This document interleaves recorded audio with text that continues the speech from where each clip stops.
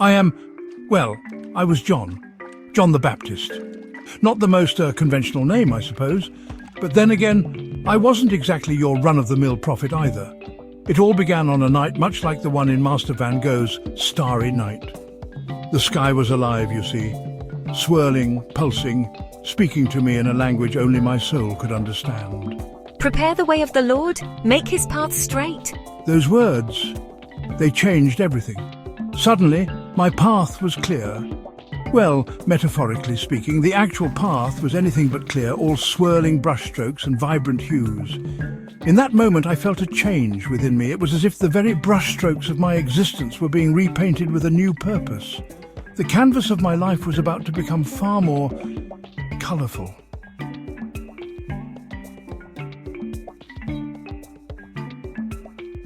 Repent, for the kingdom of heaven is at hand. Prepare yourselves, for one mightier than I is coming. And then, just when I thought I had it all figured out, the sky spoke to me again. But this time it wasn't with words. It was with, well, you'll see. The sky itself seemed to come alive, as if the very hand of the divine was painting a new reality before my eyes. It was beautiful, terrifying, and awe-inspiring all at once. A dove descending from heaven, and it's perfectly symmetrical. In that moment, painted in hues of divine inspiration, I knew. My time had come. The real journey was about to begin, and let me tell you, it was going to be anything but ordinary. It was to be a masterpiece, painted with the brushstrokes of faith, hope, and divine purpose.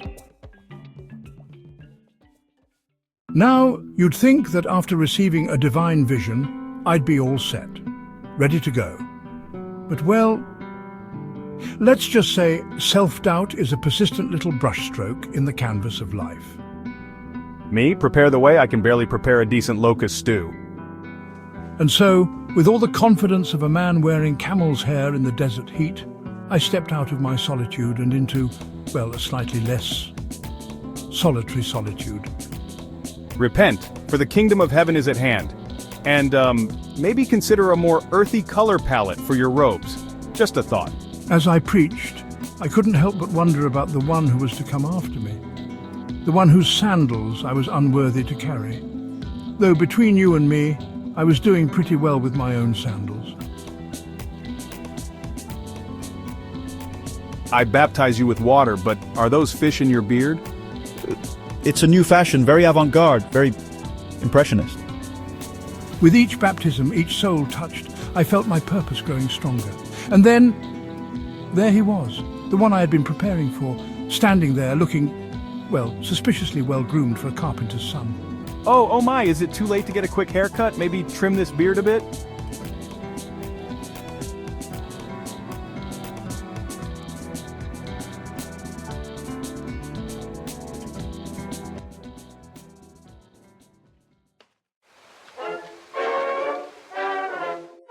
Well, there I was, face to face with the man I'd been preparing everyone for.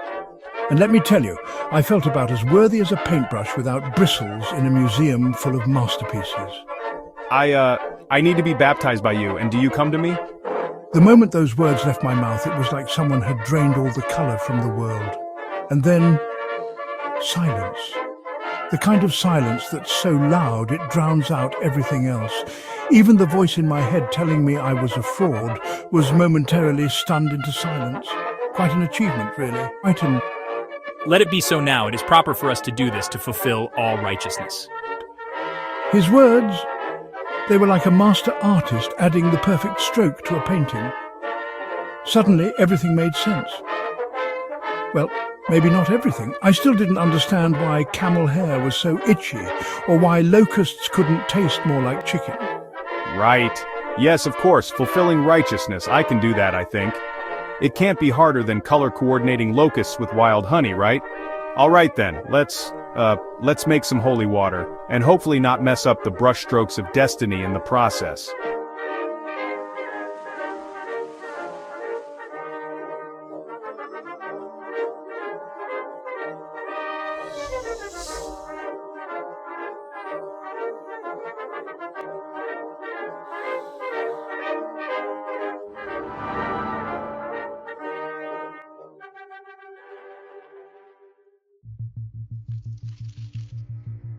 Well, here we go.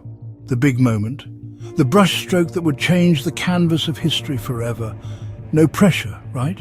All right, Jesus, let's do this. Just try not to outshine me too much, okay? I have a reputation to maintain. And then things got really interesting. And by interesting, I mean the sky decided to put on a show that would make even old Vincent himself drop his paintbrush. Oh my. Is this what happens when you eat too many locusts? Or is this divine intervention with a flair for the dramatic? A dove, a literal dove, descending from heaven. Now, I've seen some strange things in my time in the wilderness, but this took the cake. And the honey. And probably a few locusts too. This is my son, whom I love. With him I am well pleased.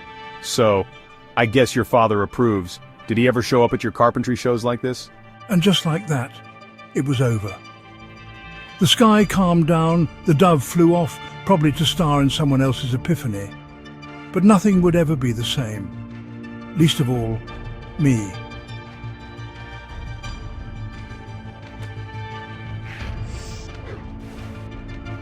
And that, my friends, is the story of how I, John the Baptist, found myself in the middle of a divine masterpiece. It wasn't always pretty, it wasn't always clear, but it was always colourful. And in the end, isn't that what life's all about?